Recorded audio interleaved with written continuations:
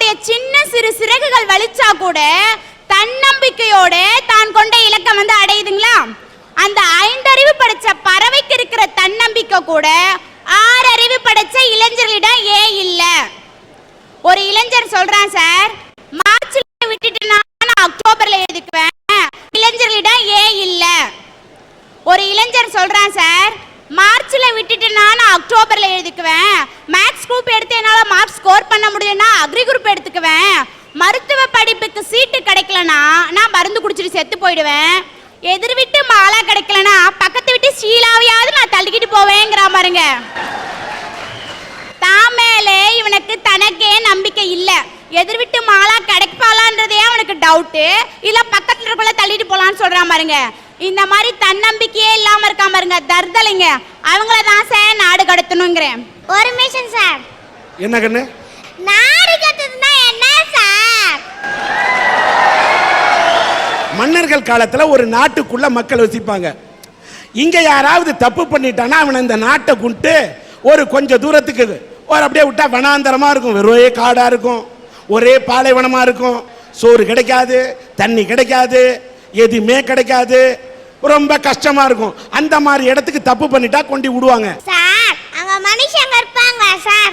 அந்த காலத்துல நாடு கடத்தினா மனுஷனே இருக்க மாட்டான், ரொம்ப கஷ்டமா இருக்கும். அந்த மாதிரி இடத்துக்கு தப்பு பண்ணிட்டா கொண்டு விடுவாங்க சார். அங்க மனுஷங்க இருப்பாங்க சார்.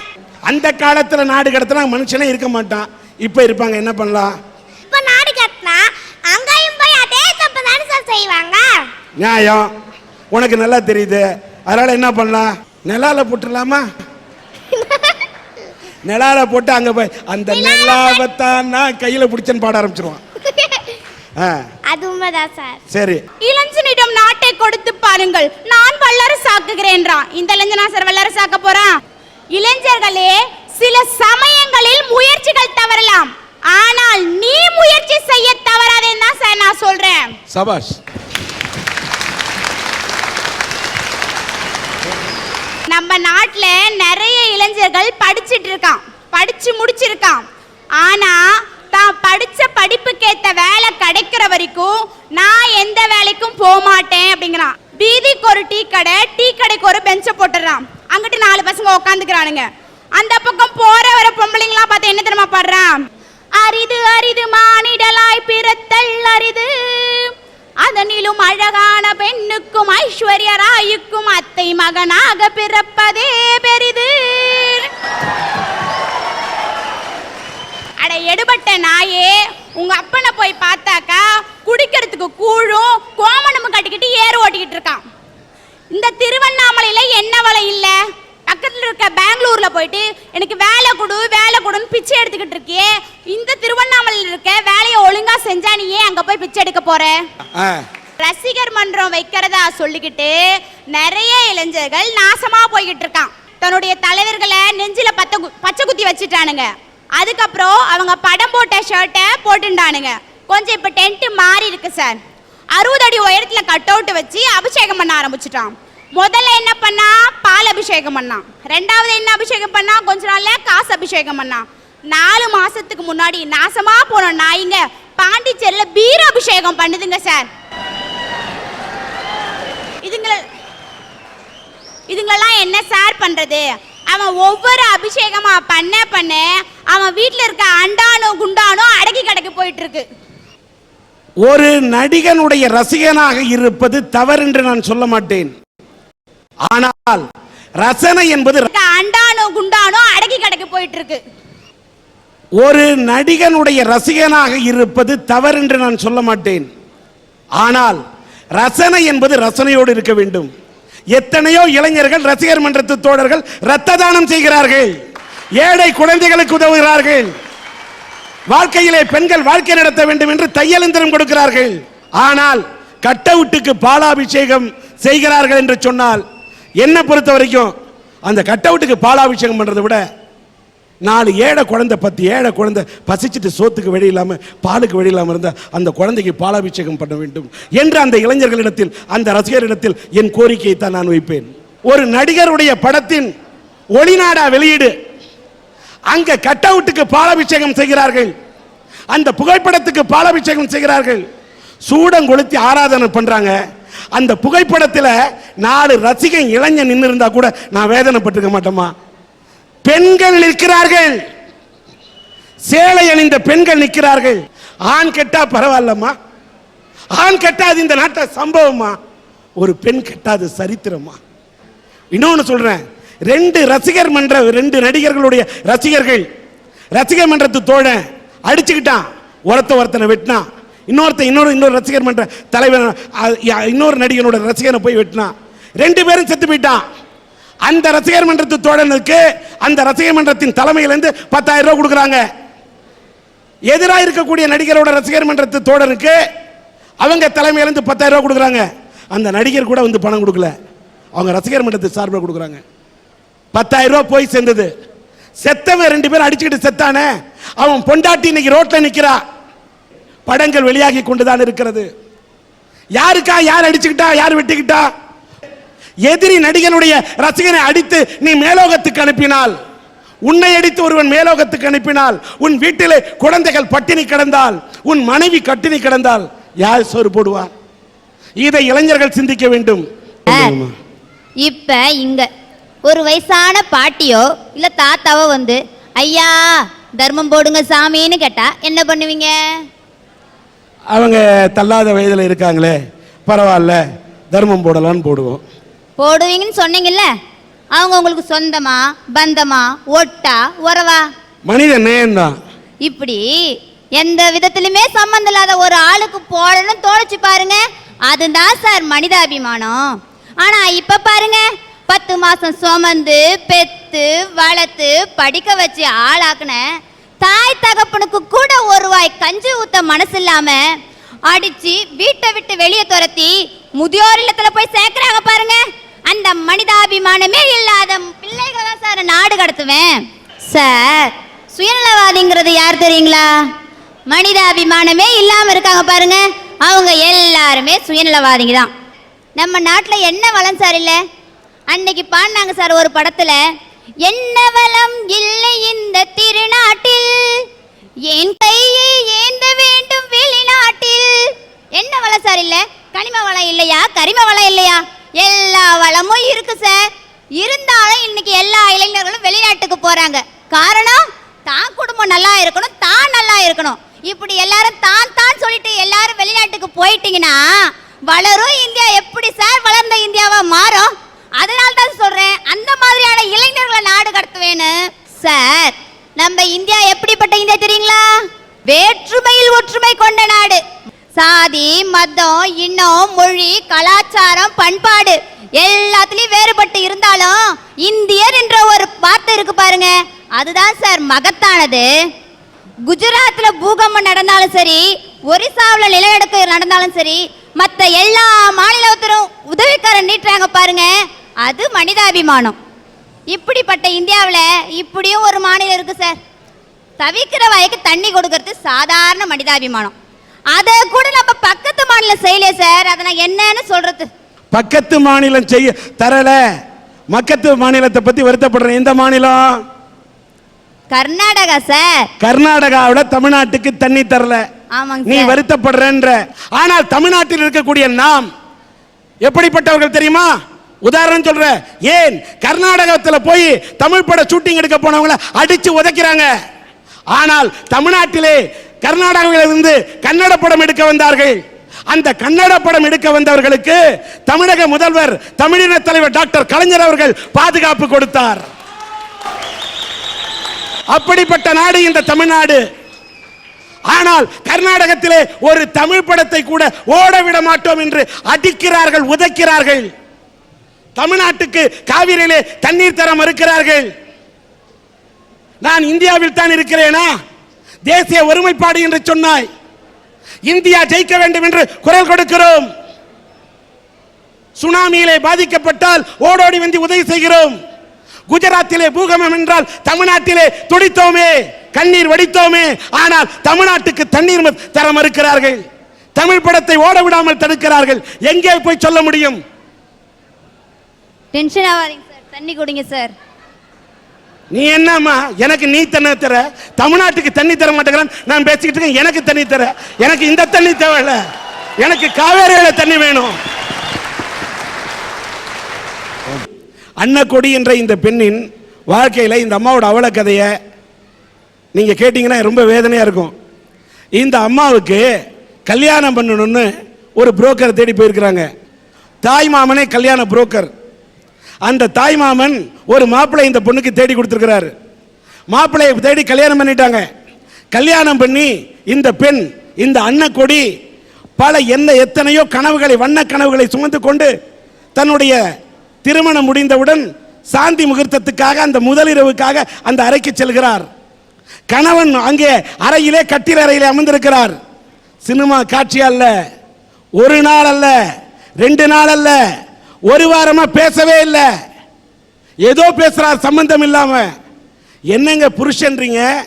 நான் ஒரு கட்ட மனைவி, பால் கொண்டு வந்தேன், பழம் கொண்டு வந்தேன், கணவனே, கட்டிய கணவனே நீ சுகம் கொடுப்பா என்று காத்திருந்தேன் என்று பேச தெரியாத ஒரு ஏழை பெண்மணி. அவனை பார்த்து கேட்டா கடைசியில் ஒண்ணுமே சம்பந்தம் இல்ல பேசுறவன். ஒரு வாரம் கழிச்சு அந்த பொண்ணை கன்னத்துல ஓங்கி அரைறான். ரத்தம் கொட்டுது வாயிலேருந்து. அப்பதான் தெரியுது அவ தலை, இந்த பொண்ணோட தலையில கட்டி வச்ச புருஷன் ஒரு பைத்தியக்காரன்னு. அதை யாரு கல்யாணம் பண்ணி வச்சிருக்கிறா? ஒரு தாய்மாமனே கமிஷனுக்காக ஒரு கன்னி பெண்ணை கல்யாணத்தின் போது ஒரு பைத்தியக்காரன் தலையிலே கட்டி வைத்து வாழ்க்கையை கெடுத்திருக்கிறார். எனக்கு கல்யாணம் ஆனதுக்கு அப்புறம் தான் அவர் பைத்தியம்னு தெரிஞ்சு, பக்கத்து வீட்டுக்காரங்க சொல்லி தான் எனக்கு தெரிஞ்சிச்சு. அந்த துக்கத்தை கேட்டு எங்கள் அம்மா அதே மாதத்துலேயே இறந்துட்டாங்க. அம்மா இறந்ததுக்கப்புறம் நான் திருச்சி மகளிர் காவல் நிலையத்துக்கு கம்ப்ளைண்ட் பண்ண போயிருந்தேன். அவங்க கம்ப்ளைண்ட்டை எடுத்துக்கல. திருச்சி கலெக்டர் ஆஃபீஸில் போய் மனு கொடுத்தேன். அவங்களும் ஒரு நாள் வந்து என்கொயரி பண்ணிட்டு அதோட விட்டுட்டாங்க. அப்பா ஒரு குடிக்காரர், அவர்கிட்ட இருக்க முடியல. 1 வருஷம் கழிச்சு அதே பைத்தியக்கார கணவர் வீட்டுக்கு நான் போய் அங்கே தங்கிறேன். அங்கே தங்கிருக்கும்போது தான் அவங்க வந்து சாப்பாட்டுக்கே நான் ரொம்ப கஷ்டப்பட்டு பட்டினியாக கிடக்க வேண்டிய சூழ்நிலாம் வந்துருச்சு. ஊருக்காரங்க எனக்கு கல்யாணம் பண்ணி வச்சது வந்து எங்கள் வீட்டுக்காரோட சித்தப்பா 2 பேர். ஒருத்தர் வெட்டினரி டாக்டராக இருக்கிற லால்குடியில், இன்னொருத்தர் மெட்ராஸில் பரமசிவன்ற ஒருத்தர். அவர் எங்களுக்கு கல்யாணம் பண்ணி வச்சுட்டு அங்கே போயிட்டாங்க. நான் பட்டினியாக கிடந்தப்போ ஊர் ஜனங்க அவங்களுக்கு ஃபோன் பண்ணி வரவழைச்சி கேட்டேன், இந்த பிள்ளை பாவம் கல்யாணம் பண்ணி வச்சுட்டு ஒரு பைத்தியக்காரன் கல்யாணம் பண்ணி வச்சுட்டு நீங்கள் பாட்டில் போயிட்டீங்க, இந்த பிள்ளை ரொம்ப கொடுமையாக அனுபவிக்குது, அடிக்கடி அடிச்சு போடுறோம், நாங்கள் எத்தனை நாளைக்கு தான் அந்த பிள்ளையை ஓடி ஓடி காப்பாற்றுறதுன்னு சொன்னாங்க. ஆனால் அதுக்கு அந்த டால்குள்ளே இருக்க மாட்டு டாக்டர் சொன்னார், நீ ஏன் உனக்கு கஷ்டமாக இருக்குன்னு அக்கம் பக்கத்தில் உள்ள நாய்கிட்டலாம் சொல்கிற, ஊர் நாய்லாம் உனக்கு என்ன தாங்கும்? எங்கள் வீட்டுக்கார பேர் ஆனந்த் வீட்டுக்கு வந்தால் என்ன வராட்டி என்ன, நான் உனக்கு இருக்கிறேன், நீ எனக்கு கொஞ்சம் ஒத்துழைப்பாக இருந்தனா உனக்கு வேணுங்கிற காசை நான் கொடுக்குறேன்னு ரொம்ப கேவலமாக அசிங்கமாக பேசினார். மானத்துக்கும் பயந்து இருக்க முடியாதுன்னு அந்த ஊரை விட்டு நான் வந்துட்டேன். நான் ஊரை விட்டு வந்து 3 வருஷம் ஆகுது. சமீபத்தில் 3 மாதத்துக்கு முன்னாடி நான் அவரை பஸ் ஸ்டாண்டில் எதாச்சியாக பார்த்தேன். அந்த லால்குடியில் இருக்கிற மாட்டு டாக்டராக இருக்கிறவர் என்னை பார்த்து கேட்குறாரு, அன்னைக்கு என்னமோ பெருசாக ஒத்துக்க மாட்டேன்ட்டு போனேன், இன்றைக்கி நடு ரோட்டில் வந்து நிற்கிற, நீ உனக்கு தான் இந்த நஷ்டம், எங்களுக்கு ஒன்றும் நஷ்டம் கிடையாது. இதே ஆனந்தனுக்கு நாங்கள் அடுத்த மாதம் கல்யாணம் பண்ண போகிறோம், என்ன பண்ண முடியும் அங்கே உன்னால், நான் நினச்சேன்னா எது வேணுமாலும் சாதிப்பேன், ஒன்றாலும் சரி சாதிக்க ஆகாது அப்படின்னு சொல்லிட்டாங்க. ஏன்னா அவங்க சொன்னது வந்து எனக்கு ஒன்றுமே தெரில. என்னை வந்து அவங்க கேவலமான சுயநலத்துக்காக இன்னொரு பொண்ணு என்ன கெடுத்தது இல்லாமல் இன்னொரு பொண்ணோட வாழ்க்கையும் கெடுக்க பார்க்குறாங்க. அந்த பெண்ணு யாருன்னு எனக்கு தெரியாது, அந்த ஊர் பேர் தெரியாது. இந்த நிகழ்ச்சியை பார்க்குற அந்த பொண்ணும் ஊருக்காரங்கள தயவு செஞ்சு மாப்பிள்ளையை விசாரித்து நான் பட்ட குடும்பம் உங்களுக்கு வேண்டாம்னு சொல்லித்தான் நிகழ்ச்சிக்கு வந்திருக்கேன். தான் வாழ்க்கை பாதிச்சிச்சு, ஆனால் இன்னொரு பெண்ணுடைய வாழ்க்கை பாதிக்கப்பட்டு விடக்கூடாது என்பதை எடுத்து சொல்ல ஒரு பெண் கண்ணீர் மல்க இங்கே வந்து நிற்கிறாங்க. அந்த மனித மிருகத்துக்கு இந்த அம்மா வயசுல ஒரு பேத்தி இருக்காராம். ஒரு இளம் அழகன் கட்டழகன் வந்து வில்லன் இல்ல, ஒரு வயசான கிழவன் வில்லன், மனித மிருகம். இந்த பெண்களுக்கு எதிரான இந்த பாலியல் கொடுமைகளை செய்யக்கூடிய மனித மிருகங்களை நாடு கடத்த வேண்டும் என்று இந்த மேடைகளை பேசுறாங்கன்னா ஏன் பேச மாட்டாங்க? மக்கள் சிந்திக்க வேண்டும். சார், வாய்ப்புகள் வர்ற வரைக்கும் எல்லா மனுஷனுங்களும் ராமர்களா தான் இருக்கிறாங்க. ஆனா வாய்ப்புகள் வந்ததுக்கு அப்புறமும் எவன் ஒருத்தன் லைஃப்ல ஒழுக்கமா இருக்கிறானோ அவன் தான் சார் மனுஷன். நிச்சயமா. இன்னைக்கு தப்பு செஞ்சுட்டு சில பேர் என்ன செஞ்சுறாங்க, சூழ்நிலை மேல பழிய போட்டுட்டு ஒதுங்கிக்கிறாங்க. அப்படிப்பட்ட சில மனித மிருகங்களும் இன்னைக்கு இருக்கு சார். இங்க மட்டும் இல்லைங்க, மும்பையில ஒரு நிகழ்ச்சி, மும்பையில நள்ளிரவு 12 மணிக்கு புது வருஷம் கொண்டாடிக்கிட்டு இருக்காங்க. கோலாகலமா மும்பை நகரமே கொண்டாடிக்கிட்டு இருக்கு. ஒரு காதலனும் காதலியும் அந்த கொண்டாட்டத்தில் அவங்களும் சேர்ந்து டான்ஸ் ஆடி நல்லா கொண்டாடிக்கிட்டு இருக்காங்க. அந்த நேரம் பார்த்து அங்க வந்தது சார் 60 பேர் கொண்ட இளைஞர் கும்பல் அங்க வந்துச்சு. அவங்க என்ன செஞ்சாங்க தெரியுமா? அந்த காதலனையும் காதலியையும் பிரிச்சுட்டு அந்த 18 வயசு பொண்ணை சுத்தி நின்று அந்த 60 இளைஞர்களும் அந்த பொண்ணோட துணியை அவ கதற கதற அவளுடைய ஆடைகள் எல்லாம் கிழிச்சு எரிஞ்சு அந்த பொண்ணை அந்த இடத்துல நிர்வாணப்படுத்தியிருக்காங்க சார். அந்த பொண்ணு போட்ட அந்த சத்தம் அவளுடைய அவல குரல் அந்த கூட்டத்தில் இருந்த ஒருத்தர் காதல கூட விழவே இல்லை சார். இன்னைக்கு இந்த சமுதாயத்துல, இந்த நாட்டுல, இந்த உலகத்துல மூல முடுக்கில் எல்லாம் எத்தனையோ பெண்கள் பாதிக்கப்பட்டுக்கிட்டு, சில மனித மிருகங்களால் பாதிக்கப்பட்டுக்கிட்டு அவங்க போடுற அவல குரல் இன்னைக்கு நம்ம காதுகளில் எட்டாம இருக்குங்க சார். 1988 வருஷம் 20 வயசுல நான் ஒரு பள்ளி ஆசிரியராக முடிச்சுட்டு நான் வேலைக்கு போனேன். அப்படி வேலைக்கு போகும்போது ஒரு ஆறு நடுவில் சார், அந்த ஆறை தாண்டி தான் நான் வேலைக்கு போக வேண்டிய சூழ்நிலை. அப்படி ஆற்றை தாண்டி போகும்போது, ஆற்றை தாண்டி போனால் மழை வந்துச்சுன்னா அந்த ஆறு ஃபுல்லாக தண்ணி போகும். அதில் எனக்கு நீச்சலும் தெரியாது, நான் போகவும் முடியாது. அந்த சமயத்தில் ஆற்றை தாண்டி போக முடியாத சூழ்நிலை இருந்ததுனால தலைமை ஆசிரியர் என்ன செஞ்சார், பக்கத்து வீட்டில் ஒரு பையனை கூப்பிட்டு இந்த டீச்சர் அக்கான்னா சொல்லி அமைச்சார் சார். டீச்சர் அக்காவை கொண்டு போய் பள்ளிக்கூடத்தில் விட்டுட்டு வந்திருப்பா, இந்த ஆற்றுல தண்ணி வருது போக முடியாது, அவங்க பள்ளிக்கூடத்துக்கு போட்டு 2 நாளைக்கு தண்ணி வடிகிற வரைக்கும் கொண்டு விட்டுட்டு வந்திருப்பான்னு சொன்னார். ஆனால் அந்த பையனும் அப்படிதான் சார் வந்தான். அவன் விட்டுட்டு திரும்பி வரும்போது அங்கே இருந்த காலி பசங்க, அந்த ஊரில் டீ கடையில் பேசிக்கிட்டு இருந்த காலி பசங்க என்ன பண்ணாங்க தெரியுமா? டேய் உங்கள் ஆளை கொண்டு விட்டுட்டு வந்துட்டியான்னு கேட்டானுங்க. அன்னைக்கு அவன் மனசில் வச்சுக்கிட்டான் சார், இவங்க தான் நம்ம ஆளு அப்படின்னு சொல்லி. 3 மாதம் பொறுத்து ஒரு லெட்டர் வருது சார் வீட்டுக்கு. லெட்டரை பிரித்து படித்து பார்த்தா நிறைய கவிதைகள், காதல் கவிதைகள். அந்த லெட்டரை படிச்சுட்டு எனக்கு கொதிச்சு போயிட்டேன். அம்மாட்ட சொன்னேன், அவங்க அக்கா பெரியப்பா பொண்ணு எனக்கு ஃப்ரெண்டு, அவங்க கிட்ட சொன்னேன். அவங்களும் எடுத்துக்கிட்டு அந்த லெட்டரை அவங்க வீட்டுக்கு அப்பா அம்மா கிட்ட போனாங்க. அங்கே போய் சொன்ன உடனே அவங்களும் கண்டிச்சாங்க சார். அவனை கண்டிச்சதுக்கு அப்புறம் ஒரு நாள் நான் பள்ளிக்கூடத்துக்கு போயிட்டு இருக்கேன். எதிரில் வந்தவன் எங்கள் அப்பா அம்மாட்டெல்லாம் போய் சொல்லி இந்த மாதிரி பண்ணிட்டீங்கல்ல, உங்களை என்ன பண்ணுறேன் பாருங்க அப்படின்னு சொன்னான். நான் சொன்னேன், தம்பி இப்பயும் உன்னை தம்பியாக தான் நான் நினைக்கிறேன், நீ இந்த மாதிரிலாம் எண்ணத்துக்கெல்லாம் இடம் கொடுக்காதேன்னு சொல்லிட்டு நான் போயிட்டேன். நீ என்ன செய்வேன்னு சொல்லிட்டு நான் போயிட்டேன். ஒரு நாள் பள்ளிக்கூடம் விட்டு நான் வழியில் வந்துக்கிட்டு இருக்கேன். எதிரில் வரான், மெட்ராஸ் மெயின் ரோடு, அதாவது கரும்பு தோட்டம் ஒன்று தான் அந்த வீட்டுக்கும் அந்த ரோட்டுக்கும் நடுவில். வந்தவன் என்ன செஞ்சான் தெரியுங்களா? திடீர்னு குறுக்க ஓடி வந்து சைக்கிளை பிடிச்சி கீழே தள்ளினான் சார். என் முடியை பிடிச்சி இப்படி இழுத்துட்டு வாயில் ஆசிடை ஊற்றினான். இங்கே பட்ட உடனே என்னால் எரிச்சல் தாங்கவே முடியல சார். உடனே நினச்சேன் ஆசிட் தான் ஊற்றுறான்னு சொல்லிட்டு என்னடா செய்கிறேன்னு தட்டி விட்டேன். பாட்டில் கீழே விழவே இல்லை. திரும்ப அவன் என்ன செஞ்சான் தெரியுங்களா? இப்படி பிடிச்சி இந்த பக்கம் கொட்டிட்டு எனக்கு கிடைக்காத நீ வேற யாருக்குமே கிடைக்கக்கூடாது அப்படின்னு சொன்னான். என்னால் தாங்கவே முடியல எரிச்சல். அந்த ஒரு க்ஷணம், அந்த 5 நிமிஷம், எல்லாரும் சினிமாவில் தான் அந்த ஆக்சிடென்ட் அந்த மாதிரி இதை பார்த்துருப்பீங்க, நான் நேர்லையே அனுபவிச்சிட்டேன் சார். செத்து பொழைச்சவன்டான்னு சொல்லி ஒரு பாடல் வரும், எமனை பார்த்து சிரிச்சவன்டான்னு சொல்ல, அது நான் செஞ்சுட்டு வந்திருக்கிறேன் சார் அந்த கொடுமையை. அந்த 2 மாதம் அந்த ஹாஸ்பிட்டலில் இருந்தேன். ஒவ்வொரு இரவும் நான் தூங்கியது கிடையாது. நம்ம என்ன தப்பு செஞ்சோம்? அதாவது இந்த உலகத்தில் பெண்ணாக பிறந்தது தப்பா, இல்லை நல்லா படிச்சுட்டு வேலைக்கு போய் குடும்பத்தை காப்பாற்றணும்னு நினச்சது தப்பா இந்த சமூகத்தில்? இல்லை காதலே வேண்டான்னு சொல்லி ஒழுக்கமாக இருந்தது தப்பா? இனிமேல் நம்ம உயிரோடு இருக்கக்கூடாது. ஆண்களை கண்டாவே எனக்கு பிடிக்கல சார். அப்படி ஒரு சூழ்நிலைக்கு வந்துட்டேன் நான். எங்கள் அண்ணாலாம் கூட இருந்து என்னை எவ்வளவோ இது பண்ணாங்க. நிறைய பேர் ஆஸ்பத்திரிக்கு பார்க்க வந்தாங்க. எல்லாரும் எனக்கு ஆறுதல் சொன்னாங்க. எல்லாரும் சொன்ன ஆறுதல் எனக்கு கொஞ்சம் கொஞ்சமாக என்னை தேடி கொண்டு வந்துச்சு. அப்படி பார்க்க வந்தவர்கள் ஒரு மனித தெய்வம் வந்துச்சு. அப்படி பார்க்க வந்தவர்கள்ல ஒரு மனித தெய்வமும் வந்தது சார். அவர் வந்தவர் என்ன தெரியுமா சொன்னாரு? உன்னுடைய உடம்பில் மேல் உள்ள அந்த ஊனம் பெரிதல்ல, உன் மனசுல இருக்கிற அந்த தழும்பை நீ அகற்றிடு, நான் உன்னை நான் கல்யாணம் பண்ணிக்கிறேன் அப்படின்னு சொல்லிட்டு ஒரு மனித தெய்வம் வந்துச்சு சார் எனக்கு. எந்த ஒரு ஆணும் அவன் நல்லா இருந்தாலும் சரி, அவன் நல்லா இல்லாட்டிலும் சரி, தனக்கு வர்ற மனைவி அழகாக இருக்கணும் தான் எந்த ஒரு ஆணும் தூய்மையை மட்டும்தான் அவர் பார்த்தாரு.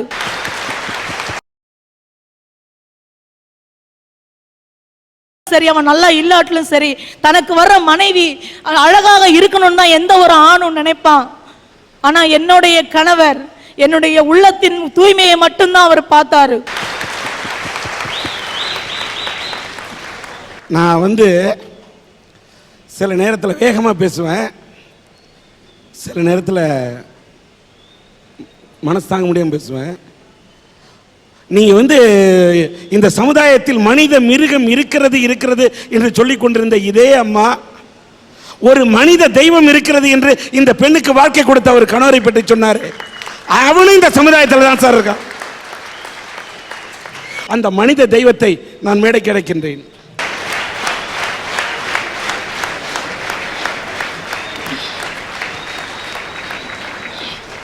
வாழ்த்துக்கள். உங்களை மாதிரி நல்ல இதயம் படைத்தவர்களும் சமுதாயத்தில் இருக்க வேண்டும். அப்படி இருந்தால்தான் இந்த பூமியில் மழை பொய்யும், இந்த தமிழ் மண் வாழும். உங்களுக்கு என்னோட மனப்பூர்வமான, உங்க பேர் என்ன? அன்பழகன். உங்களை நம்ம மனித தெய்வம்னு சொன்னாங்க.